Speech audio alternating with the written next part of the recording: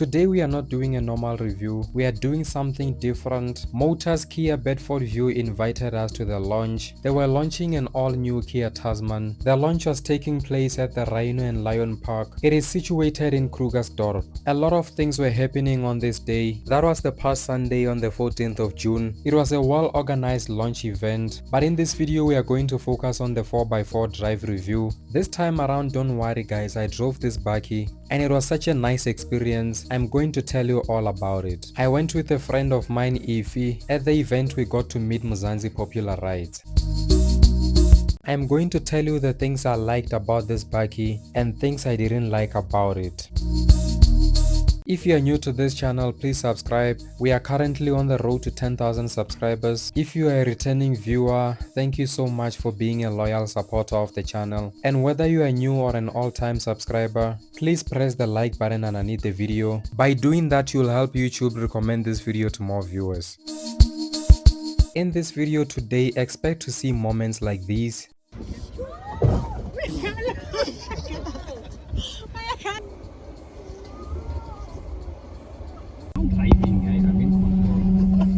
Don't explain, my guy. Ify! Oh, Ify! Guys, I'm the one this side. Well done. Nice and slow. That's the perfect way to do it.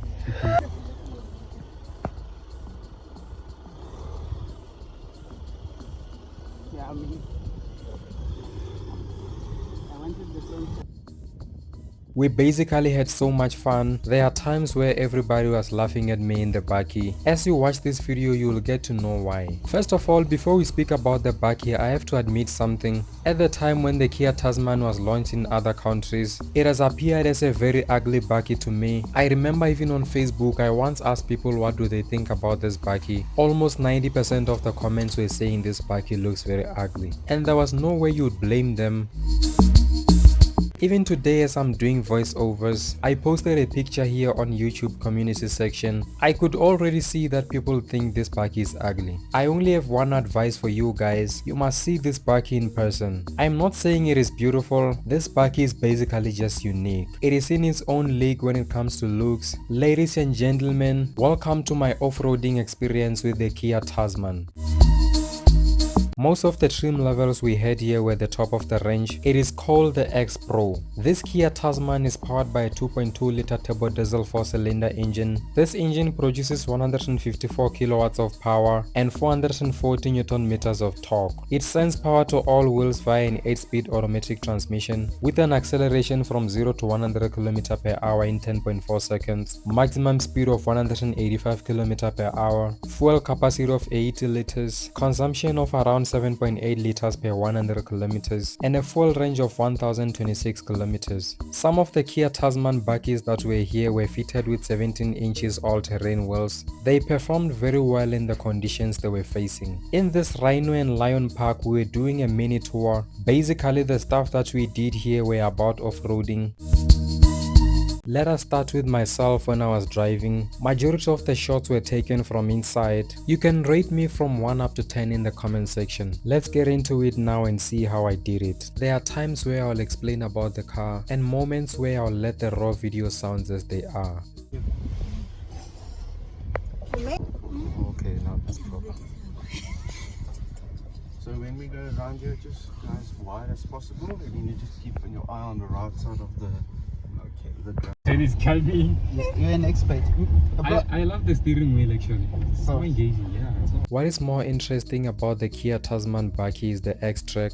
X-Track mode is also known as Off-Road Crawl Assist. It is an advanced off-road cruise control that automatically manages throttle and braking on challenging surfaces. It does so by letting the vehicle control its own speed. It allows you to take your feet off the pedals and focus entirely on steering and wheel placement. Instead of you manually pumping the brakes or feathering the gas, the system rapidly and automatically applies microscopic brake and throttle adjustments. If it senses a wheel losing grip or encountering resistance, it diverts power to the wheels with the best traction while pushing the brake to prevent slipping or getting stuck.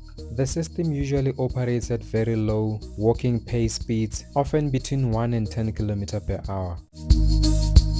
To activate it, you have to come to a complete stop, shift into neutral and switch the vehicle into 4 low, shift back into drive or reverse, deactivate auto hold and the electronic parking brake, press the extract button and set your preferred speed on the dial. You will lastly take your feet off the pedals and all you do is steer.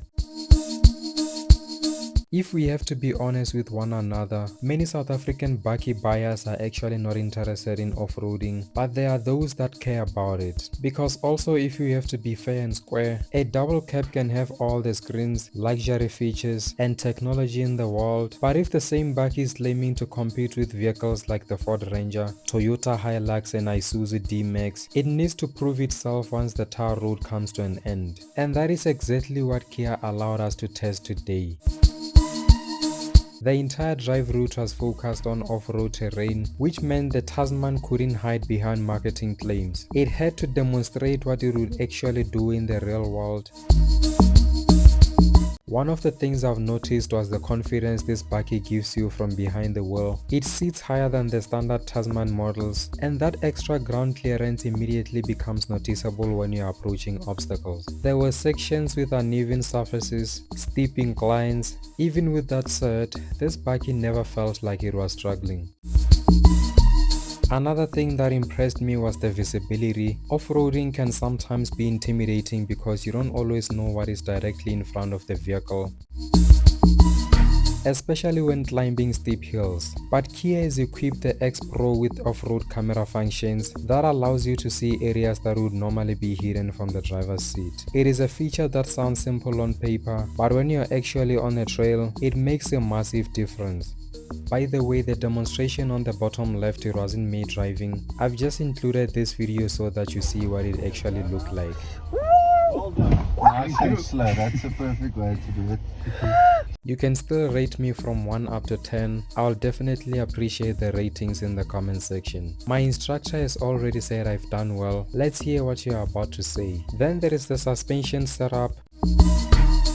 Remember, this is still a bakkie, you are not driving a luxury SUV. Kia seems to have found a good balance between capability and comfort. As we drove over rocky sections and uneven terrain, the suspension was absorbing bumps very well and it kept the vehicle feeling composed. What I also appreciated is how planted the Tasman felt. Sometimes when you are driving a large bakkie off-road, you get a feeling that the vehicle is constantly being thrown around. The Tasman has remained surprisingly stable. It has also remained predictable throughout the course. Traction was another strong point. Throughout the route, the 4-wheel drive system delivered power confidently to where it was needed. Whether we were climbing loose surfaces or navigating uneven sections, this bakkie maintained grip and composure. Obviously, South Africans will compare this bakkie to established players. I know people will ask whether it is far better than a Ford Ranger, and people will definitely compare it to the Isuzu D-Max, the likes of the Toyota Hilux as well. The reality is that those bakkies have spent decades building a reputation for toughness and reliability. Kia is not going to erase that history overnight. But what I can say after driving the Tasman off-road is that this is not a bakkie that is trying to enter the segment with half measures. Kia clearly understood that if they wanted to be taken seriously in the bakkie market, they needed a product that could genuinely perform when conditions became challenging. And from what I've experienced on this day, the Tasman X-Pro feels like a legitimate contender. If you saw me at some point in the beginning of the video making noise, I was seated just behind the driver.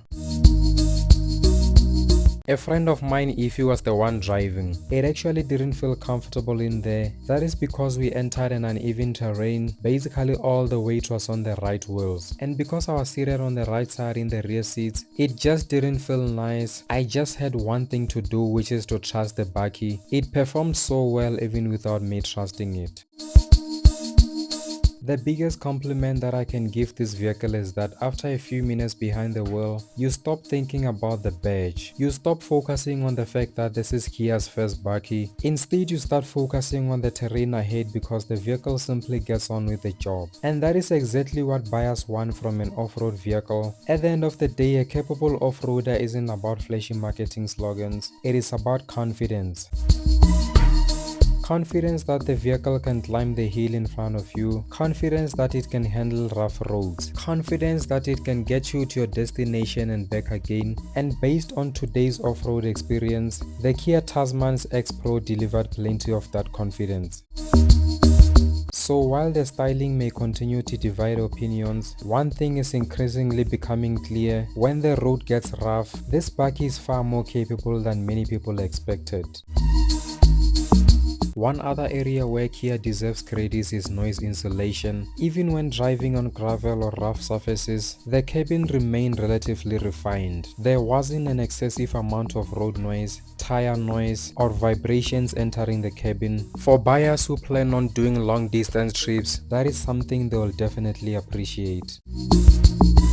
I have also noticed that the steering remained relatively light on rough terrain. That is important because when you are spending long hours off-road, heavy steering can become tiring. The Tasman strikes a good balance between precision and comfort. Another thing that stood out during the drive was how easy the Tasman X-Pro is to place on the trail. Some bakkies can feel bulky and intimidating off-road, especially on narrow sections, but the Tasman gives you a surprisingly good sense of where the corners of the vehicle are. That makes navigating tight obstacles much easier. Let us also speak about the wheel articulation. When driving over uneven terrain, let's say one wheel is hanging in the air and another one is compressed, the Tasman did a good job of maintaining traction. This is often where lesser vehicles start to struggle, but the Tasman managed those situations confidently.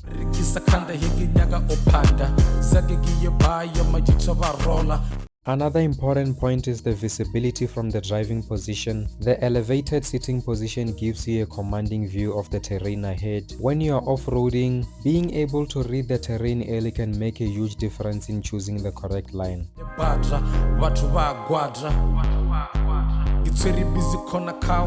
The turning cycle on this bakkie also helps when maneuvering around obstacles. On technical terrains, having to constantly perform 3-point turns can become frustrating, so the relatively manageable turning ability is a welcome advantage. And I don't even remember doing a 3-point turn.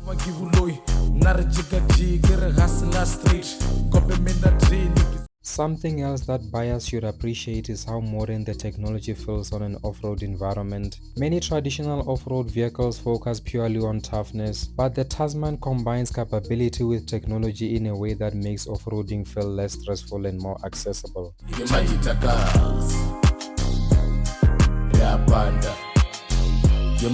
Maybe the biggest surprise of all is that this doesn't feel like a first attempt. Remember, this is Kia's first ever made bakkie. Usually first generation products have obvious weaknesses, especially in demanding environments like off-roading. But throughout the drive, the Tasman felt like a vehicle developed by a company that has spent so much of its time understanding what bakkie buyers expect.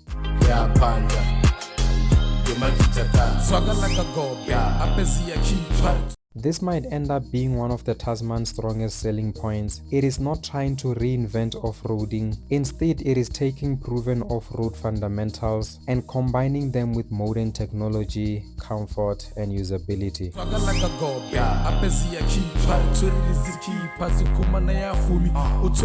There is only one thing I don't like about this bakkie. It's the fact that it is too good to be the first generation of the Kia brand. I was expecting some weaknesses here and there. Overall, I'm so impressed with the Kia Tasman. I would definitely buy this bakkie if I had money right now.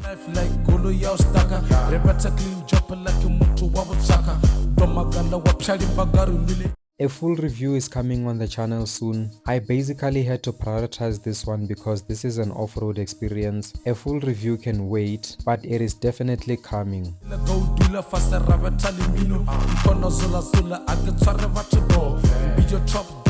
Thank you very much for watching Fumi015 RPM. I hope you have not forgotten to subscribe. We are ending this video now until we meet in another one. Are we letting them go? Yeah, let's bring that first. Okay, let's go east. The best driver in the park. Yeah, maybe. Okay, maybe best driver, but like passenger. Yeah, he's not the best passenger. At that point, you're driving I mean, I'm the one who's driving. The moment that Ida, I let go of everything. And then you flop. Yeah, that's a girl. I let go of everything, and now we are in trouble because.